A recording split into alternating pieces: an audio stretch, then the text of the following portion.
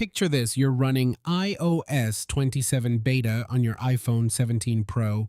You pull up the new Siri AI for the first time, and instead of a clean orb like what's on your iPad, you get this wide, stretched, pill-shaped oval. Looks a little off, right? Tucked away in Apple's own software is what looks like a giveaway about this fall's iPhone 18 Pro Max. Sometimes the leaks come from supply chains, sometimes Apple just leaves the clue sitting in plain sight. Tipster Ice Universe predicted the dynamic island could shrink by roughly 35%, made possible by relocating Face ID components under the display. That one change, it explains everything about why Siri looks weird on your iPhone right now. But the dynamic island is actually not the most interesting story here. There's something else about the iPhone 18 Pro Max that has never been done on any iPhone. And when I tell you what it is, it's going to make every other phone at this price point look like it's still playing catch up. The iPhone 18 Pro Max is expected to land in September 2026. Apple's fall 2026 launch will include the 6.3-inch iPhone 18 Pro, the 6.9-inch iPhone 18 Pro Max, and the new foldable iPhone. The iPhone Fold will probably get most of the attention because obviously it's a folding iPhone. That's like Apple finally showing up to a party everyone else has been at for 5 years, but somehow still making everyone look at the door. But here's the thing. The Pro models may be where the actually useful upgrades are. This does not look like a full redesign year. Apple is refining, but not rebuilding. But the things they're changing, they're the things you notice every single day. The chip, the camera, the battery, the dynamic island, the price. And one of those upgrades has been rumored for more than a year now. No iPhone has ever shipped with it. And if it works the way it's supposed to, this could be the biggest iPhone camera upgrade since computational photography became the whole game. So let's start with the clue Apple may have left in plain sight. Siri AI was one of the biggest stories from WWDC 2026, not just because Apple finally started showing a version of Siri that looks like it understands what year it is, but because the design may be telling us something about the next iPhone. On current iPhones, the new Siri AI appears as this wide-stretched oval shape, almost like the clean orb design got pulled sideways. On iPad and Mac, though, it looks like a proper sphere. Clean, centered, normal. That difference probably isn't random. The theory is pretty simple. Apple designed the new Siri interface to fit the full width of a smaller dynamic island, but current iPhones still have the larger pill-shaped cutout. So instead of appearing as a clean sphere, Siri stretches into this oval. In other words, Apple may have designed the software around hardware that does not exist yet. That is the tell. And if Ice Universe is right, the iPhone 18 Pro could shrink the dynamic island by around 35%. That would bring it down to roughly 13.5 millimeters wide. For context, the dynamic island has basically stayed the same size since the iPhone 14 Pro. That was back in 2022, 4 years. Same cutout, same little floating black pill judging your notifications, and this fall it may finally get smaller. Now, full under display Face ID still sounds like it has been delayed, so we probably are not getting a completely uninterrupted screen yet, but partial sensor integration could shrink the front cutout in a noticeable way, and that's a big deal. Not because the dynamic island is terrible, it's not, but because the closer Apple gets to hiding Face ID under the display, the closer we get to the iPhone Apple has clearly wanted for years. All screen, no visible interruptions, no forehead, no notch, no pill, just phone. And maybe, finally, fewer people pretending they don't notice the giant black capsule at the top of their $1,200 rectangle. Now let's talk about the upgrade that actually matters more. The camera. The iPhone 18 Pro Max is expected to debut Apple's first mechanical variable aperture camera. That sounds technical. So here's the simple version.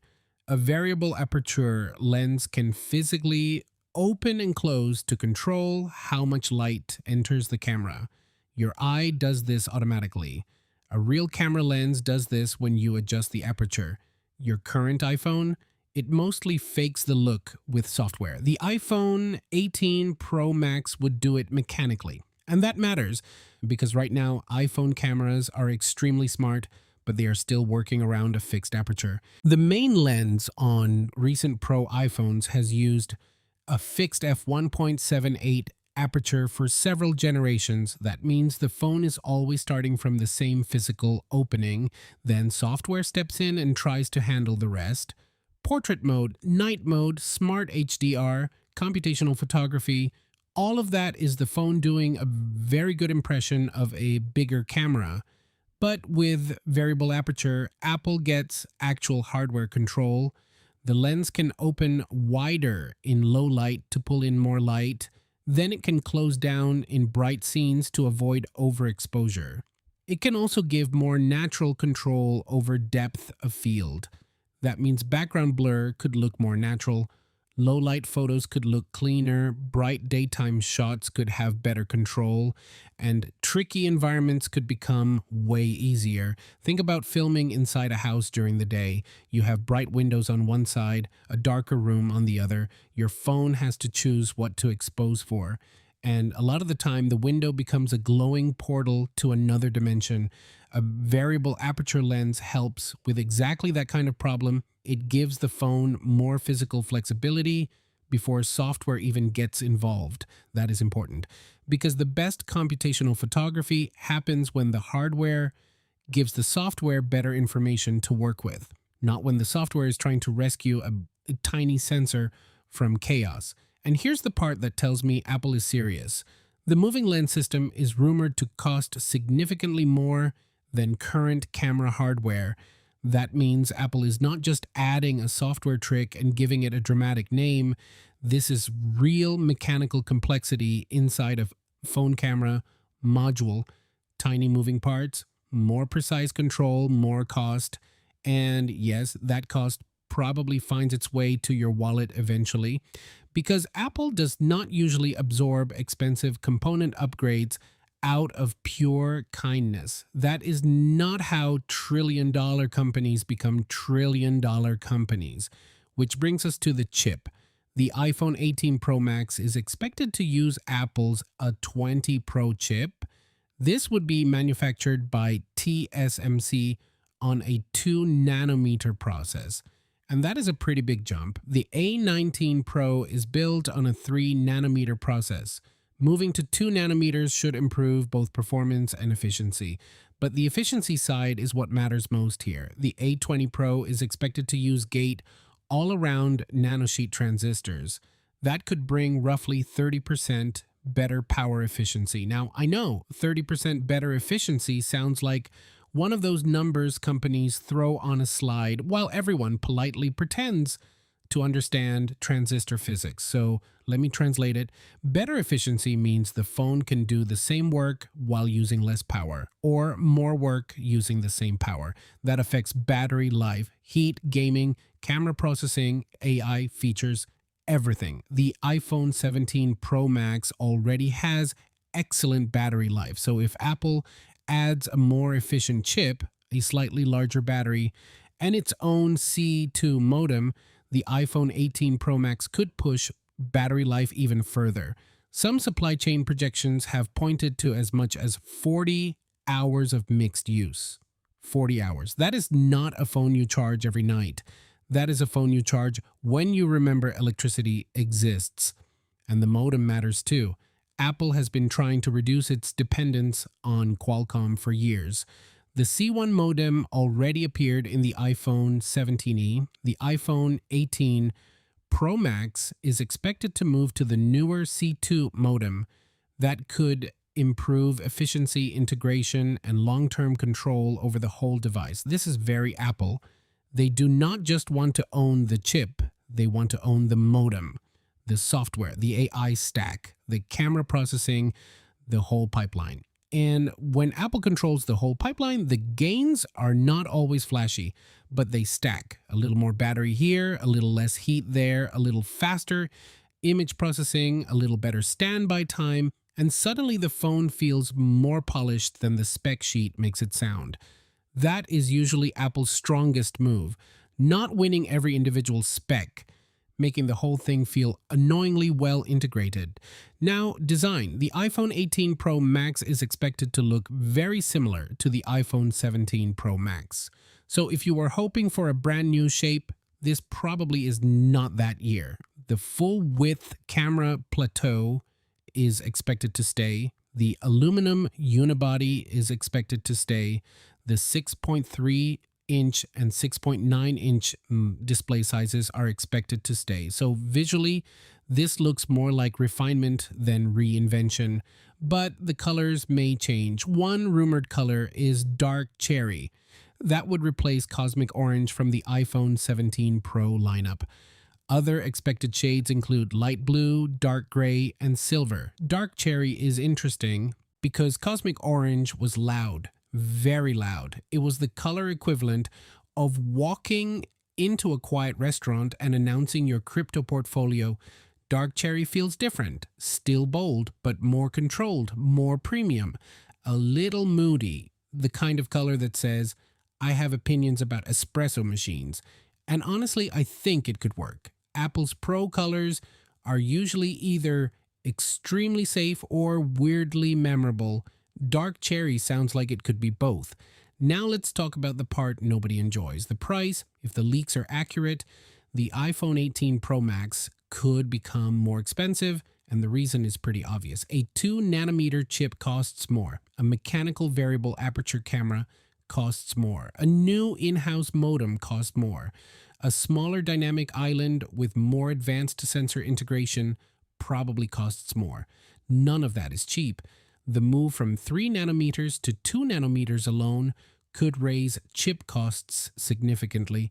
Some estimates suggest the processor cost could jump from around $50 to around $85 per chip.